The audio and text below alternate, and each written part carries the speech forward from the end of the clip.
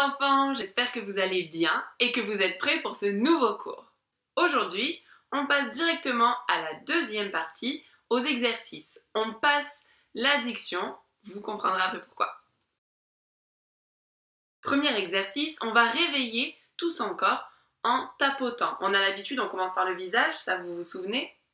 On fait hop, des tout petits tapotis sur le visage. On masse les cordes vocales. Et on va continuer à descendre sur tout notre corps. En tapotant, gentiment, hein. On tapote partout sur notre corps. On descend, on fait les jambes, les pieds. Tout. On tapote, on tapote, on tapote. On enchaîne tout de suite avec spaghetti soldat. Vous vous souvenez quand je dis le mot spaghetti, vous marchez, vous êtes comme un spaghetti bien cuit, tout fluide, tout mou, vous avez le droit de rigoler, de parler, de bouger comme vous voulez, mais dès que je dis le mot soldat, on est au garde à vous, on ne rigole plus, le visage essaye d'être neutre et on attend que je redise spaghetti. Allez, c'est parti, on marche. Spaghetti. Soldat. Spaghetti. Soldat. Spaghetti. Soldat. Spaghetti. Soldat. Spaghetti. Soldat.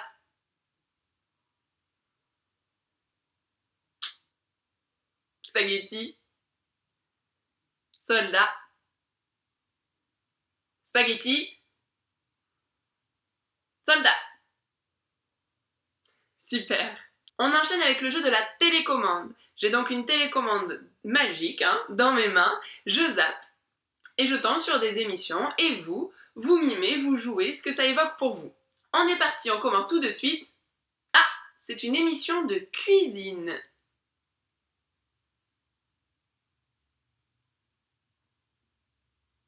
Je zappe et je tombe sur un concert.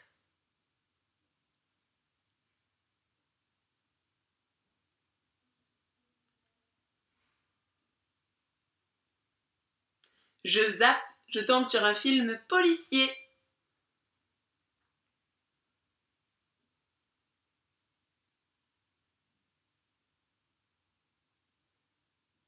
Je zappe et je tombe, vous savez, sur ces émissions où ils redécorent, ils refont des maisons.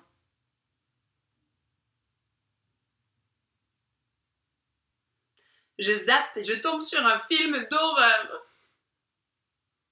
qui me fait peur mais que j'aime bien regarder quand même.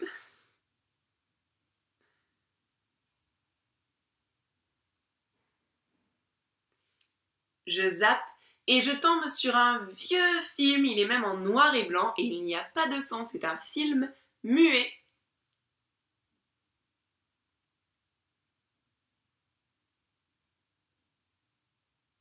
Et j'éteins la télé. On va travailler les émotions avec un nouvel exercice. Vous allez décrocher un téléphone et à chaque fois, effectivement, vous allez avoir une émotion ou parler d'une manière différente selon ce que je vais vous dire. Si vous n'avez pas assez de temps entre, mettez bien pause à chaque fois, comme ça prenez le temps de le faire. C'est chouette aussi. Donc prenez le temps de le faire, vous mettez pause à chaque fois que vous devez décrocher d'une manière différente. On est parti. Première fois où vous décrochez le téléphone, vous apprenez une bonne nouvelle. Évidemment, quand on décroche au début, on ne sait pas ce qu'on va nous dire. D'accord? Donc sur le allô, je veux que vous soyez assez neutre. Vous ne savez pas qui vous appelle, vous ne savez pas ce qu'on va vous dire. Je veux vraiment voir la différence entre le moment où vous décrochez et vous allez être neutre et le moment où vous êtes... Donc vous laissez parler aussi, comme si on vous apprenait vraiment une bonne nouvelle, comme si on vous dit il y avait quelqu'un au bout du fil.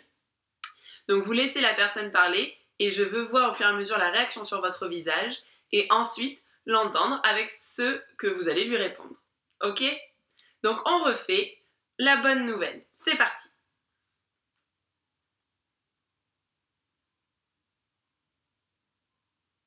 Maintenant on le refait, mais on apprend une mauvaise nouvelle.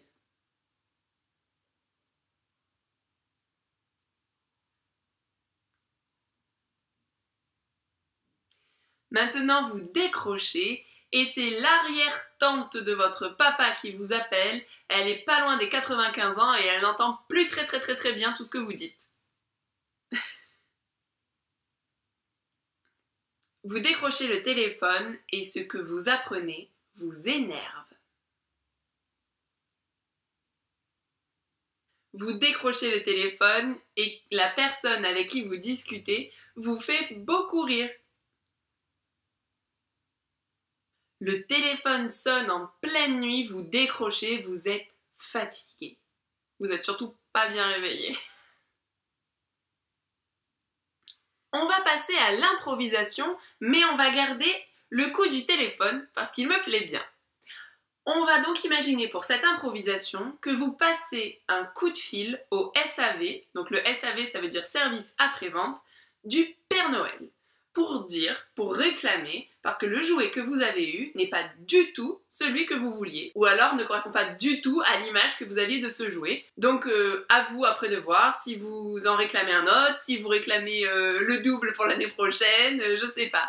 Laissez faire votre imagination, préparez cette improvisation. Faites-la. N'oubliez pas que quand on est au téléphone, on a quelqu'un, nous on parle, mais on a quelqu'un qui est de l'autre côté qui parle avec nous. Donc je veux dans votre improvisation que vous teniez bien compte de ça. Vous parlez, il vous parle, vous lui répondez. Ok?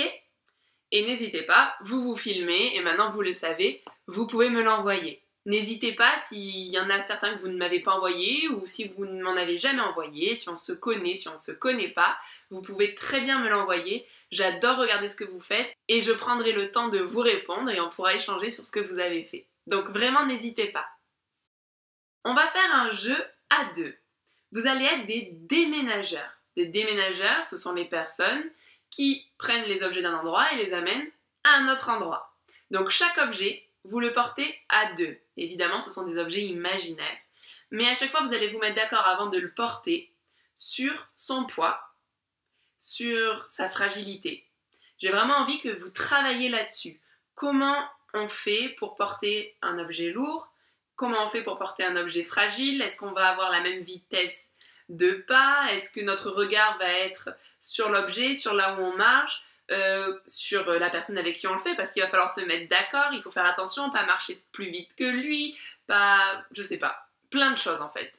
Donc, faites attention, mettez-vous bien d'accord à chaque fois avant de commencer et transportez-moi plein d'objets comme ça. On va faire notre traversée. Vous vous souvenez, vous partez d'un point A jusqu'à un point B et vous marchez en faisant ce que je vous demande.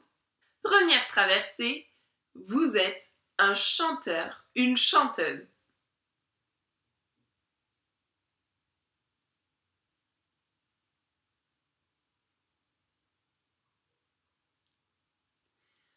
Deuxième passage, vous traversez un cimetière.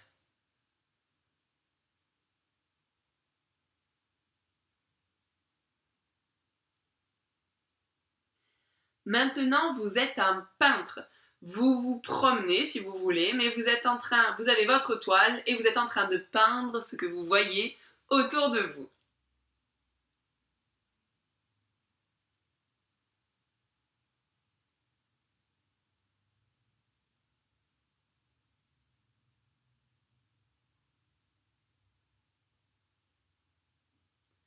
Si je vous dis maintenant que vous êtes un facteur,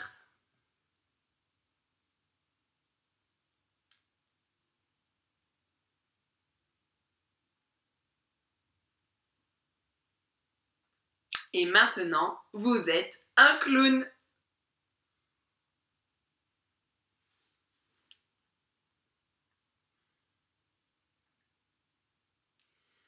Vous êtes sorti, mais vous êtes enrhumé. Est-ce que ce sont les allergies? Je ne sais pas, tout vous fait éternuer et vous fait vous moucher. Vous êtes bien pris du nez.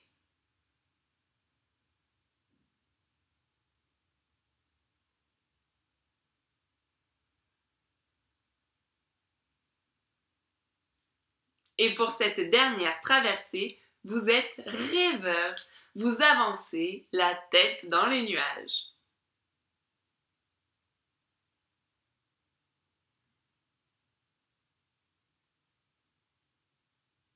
On va prendre un petit temps calme avant de passer à notre invité.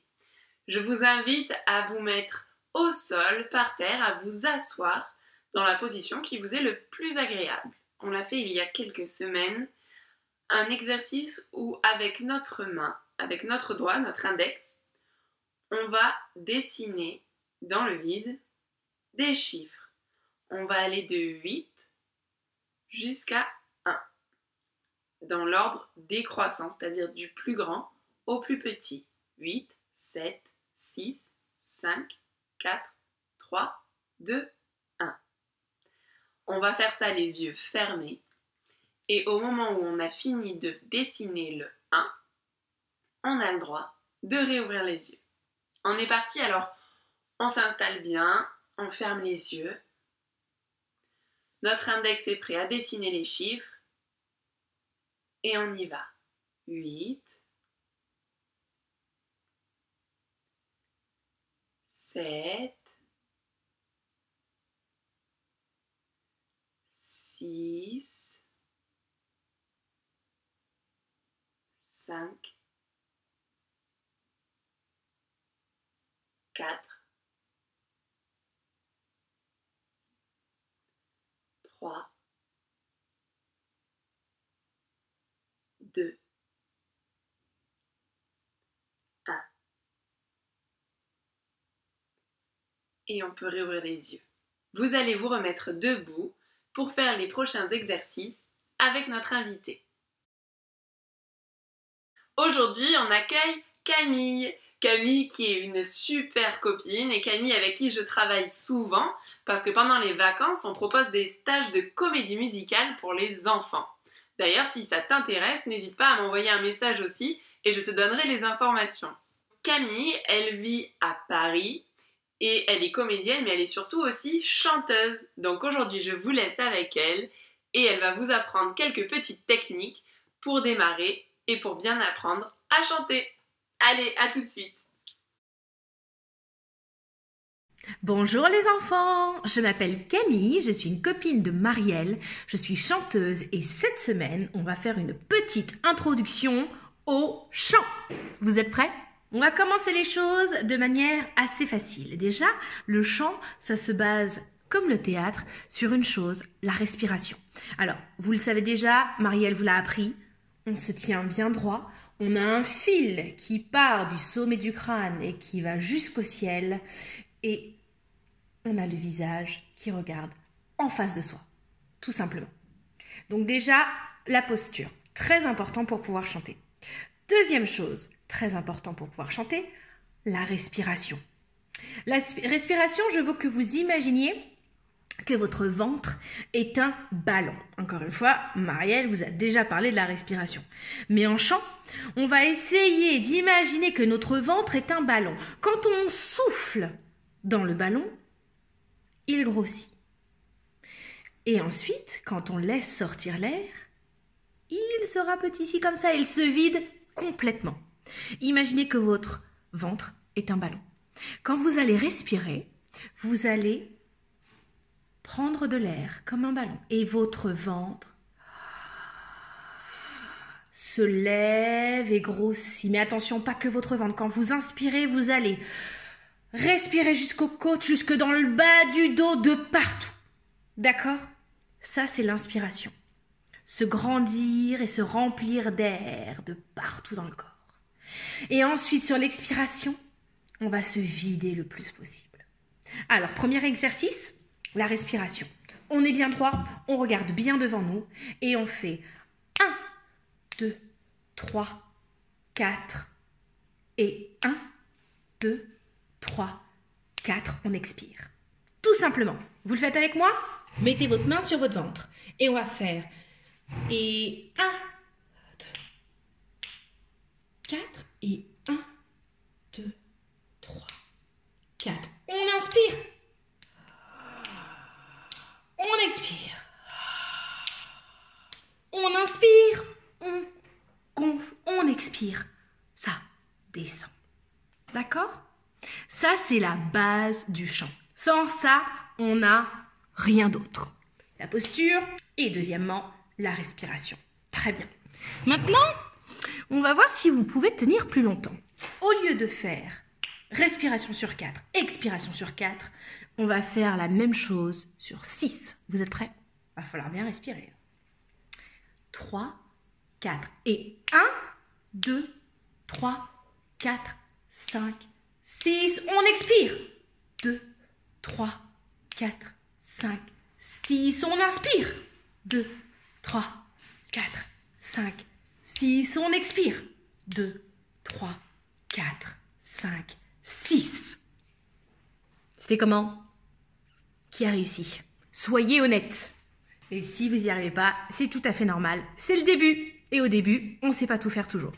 Alors, après avoir fait la posture et la respiration, on peut commencer à chanter. Alors, pour ce premier exercice, on va imaginer qu'on est un cheval. Vous êtes prêts? Qu'est-ce que ça fait, les chevaux, quand ça en a marre? Ça fait... comme ça. Vous êtes prêts? Allez, faites comme si vous en aviez marre, comme moi. Et on essaye d'avoir absolument aucune tension dans la mâchoire, dans les joues, dans tout le visage, ce qui permet aux lèvres de faire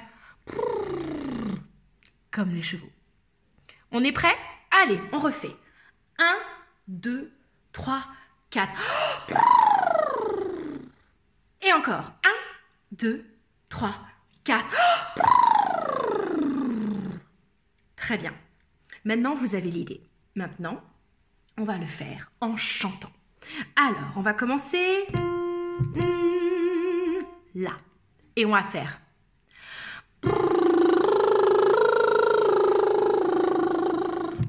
C'est pas facile. On monte. Et ensuite, on redescend. Vous êtes prêts? 3, 4.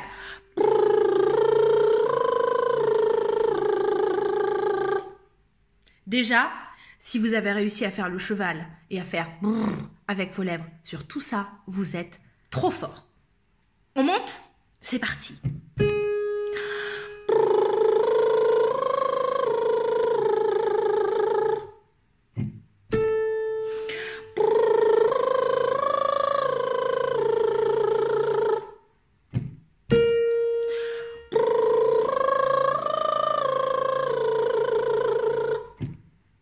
Ok, qui a du mal? Qui a du mal? On redescend?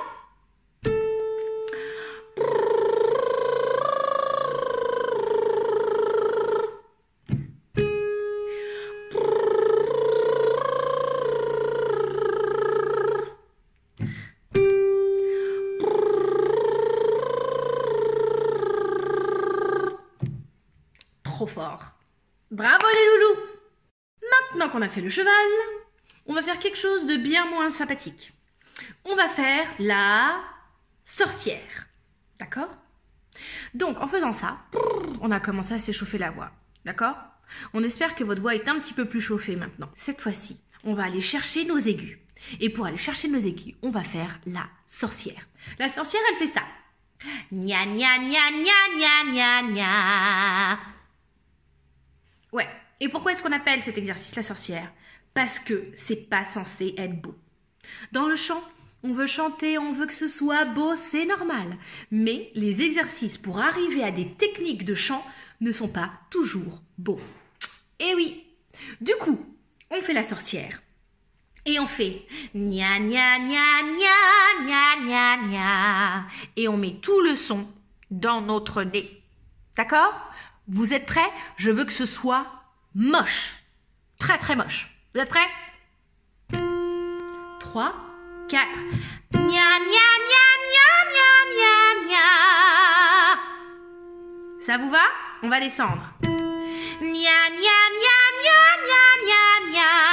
Moche, encore plus moche que ça. Gna gna gna gna gna gna gna. Encore plus moche. Gna gna gna gna gna gna gna. Gna gna gna gna gna gna. On veut le son ici, on ne veut pas le son autour de la bouche. Alors que pourtant, le son autour de la bouche, on le veut pour beaucoup d'autres choses. Mais là, vraiment, je veux que ce soit dans le nez. Gna gna gna gna gna. Un peu comme quand vous dites à votre frère, à votre soeur, à votre copain. Non, oh non, je suis pas contente. Vous n'êtes pas content. Eh bien, vous mettez instinctivement votre son ici, dans le nez. C'est pareil. Nya, nya, nya, nya, nya, nya, nya. Nya, nya, nya, nya, nya, nya, nya. Nya, nya, nya, nya, nya, nya, nya. Nya, nya, nya, nya, nya, nya, nya. Alors, vous êtes bon à la sorcière ou pas? Troisième et dernier petit exercice, il faut faire très attention quand on chante à bien envoyer l'air loin devant nous. Pourquoi? Parce qu'il faut que les gens nous entendent, tout simplement. Du coup, si on chante comme ça et qu'on ne met pas l'énergie vers l'extérieur et qu'on fait des tout petits sons, personne ne va nous entendre. D'accord? Alors, un petit exercice pour avoir de la projection. Vous êtes prêts? Vous allez mettre votre main devant votre bouche. Environ comme ça. D'accord? Donc, tout prêt. Et sur le prochain exercice, je veux que vous sentiez à chaque instant votre respiration sur votre main. Si vous ne sentez pas votre respiration, ça veut dire que vous n'envoyez pas assez d'air vers l'extérieur et que les gens ne vont pas vous entendre. Tout simplement. Ok? On essaye. L'exercice est le suivant. Zia.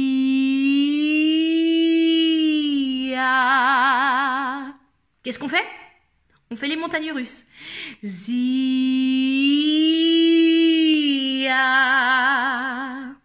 Ok? Vous me suivez? Ouais? 3, 4. Zia.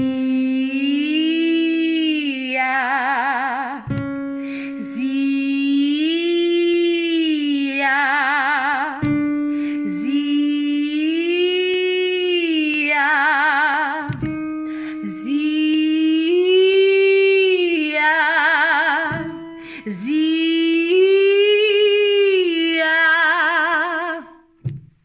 Alors, soyez honnête. Qui s'est pas lavé les dents ce matin? Ah, parce que là, on n'est pas content de faire l'exercice si on ne s'est pas lavé les dents ce matin.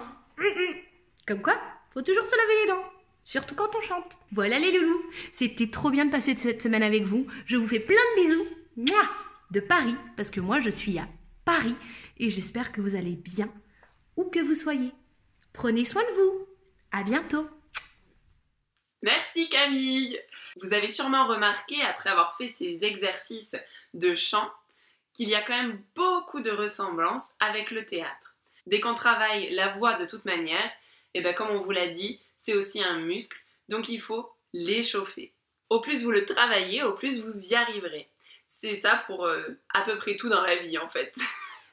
N'hésitez pas, maintenant que vous avez la voix bien réveillée, à prendre une chanson que vous aimez et à la chanter. Vous verrez qu'il y a même des notes qui vont passer plus facilement que lorsqu'on n'est pas échauffé. C'est toujours important, avant un effort, de s'échauffer. Pour le chant, pour le théâtre, c'est pareil. Donc allez-y, et puis même si vous avez envie de vous filmer et de nous envoyer votre petite chanson, c'est avec plaisir. Je vous souhaite une belle journée, une bonne semaine, et puis je vous dis à la semaine prochaine.